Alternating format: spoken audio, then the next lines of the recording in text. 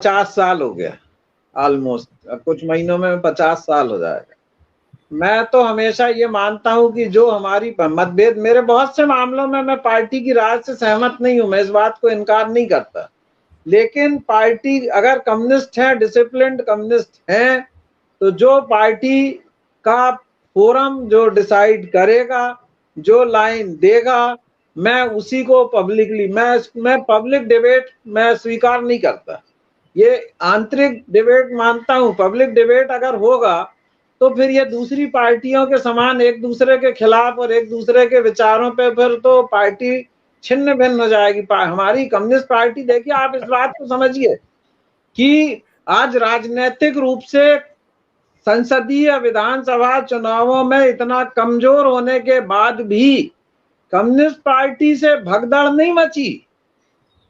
इतने कठिन और विपरीत परिस्थितियों में, भंडारी जी भी जानते हैं, हमसे ज्यादा कठिन परिस्थितियों में शायद काम करते होंगे, आर्थिक और दूसरे उससे।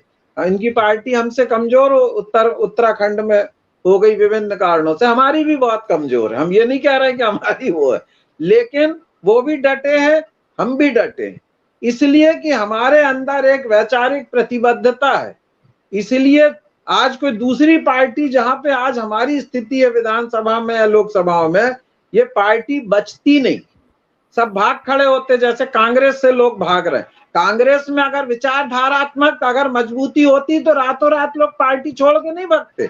आज सफर क्यों कर रही है कांग्रेस? इसीलिए कर रही है कि कांग्रेस विचारधारा शून्य पार्टी हो गई आज की तारीख में। वो सांप्रदायिक पार्टी नहीं है, लेकिन सांप्रदायिकता से समझौता, अवसरवादी समझौते करने वाली पार्टी है, सांप्रदायिकता के खिलाफ मुखरता के साथ लड़ने वाली पार्टी नहीं है जो कम्युनिस्ट पार्टी है। जब हम लोग डंके की चोट पे कहते हैं, आज मध्य प्रदेश में मैं जितना भाषण देता हूँ, फेसबुक पे लिखता हूँ, पर्चे और उसमें लिखता हूँ, मेरे को तो किसी भी दिन भाजपा सरकार मेरे को यूए पीए ये वो किसी में बंद कर सकती, लेकिन हम लोग डरते नहीं, क्योंकि हमारी वैचारिक प्रतिबद्धता है। कांग्रेस को भी अपनी आर्थिक नीतियां जब तक वो बदलेगी नहीं और वैचारिक संघर्ष उसके अंदर नहीं होगा, पुरानी नेहरूवियन लाइन पे जब तक वो नहीं जाएगी, तब तक कांग्रेस अगर ये सोचेगी सिर्फ नरेंद्र मोदी ऐसा है और मित्र, क्या हुआ, गहलोत ने जाके अडानी को ही बुलाया ना, और अपने उसमें इन्वेस्टमेंट मीट में, और राहुल गांधी को क्या करना पड़ा, यू टर्न किसको लेना पड़ा, राहुल गांधी को। कितनी कमजोर लीडरशिप है आप बताइए, कि जो अब उसने धमकी दे दी कि मैं चीफ मिनिस्टर रहूंगा और नहीं तो मैं पार्टी को डिवाइड कर दूंगा, झक मार के आखिर उसको बना के रखे। तो ये बात नहीं है, पर कांग्रेस की जरूरत है। कांग्रेस देश की सबसे बड़ी पार्टी है, ऑल इंडिया उसकी ताकत है, और वो सांप्रदायिक नहीं है। ये बात हम बोलते हैं कि सांप्रदायिक नहीं है, लेकिन वो आज जो दुर्दशा है उसमें तो बड़ा रोल तो कांग्रेस का है। बाबरी मस्जिद का ताला किसने खुलवाया, शाहबानों का केस किसने, वो उसका वो किसने दिया, नरसिंहा राव ने कैसे सो गए वो, जिस समय बाबरी मस्जिद टूट रही थी तो वो निद्रा में चले गए, तो सब जानते हैं उस बात को। लेकिन ठीक है, समय के अनुसार तय करना पड़ता है, हर कालखंड में जो है तात्कालिक परिस्थितियों के हिसाब से आकलन करना पड़ता है किसी भी दल का या राजनीतिक या सामाजिक शक्तियों का।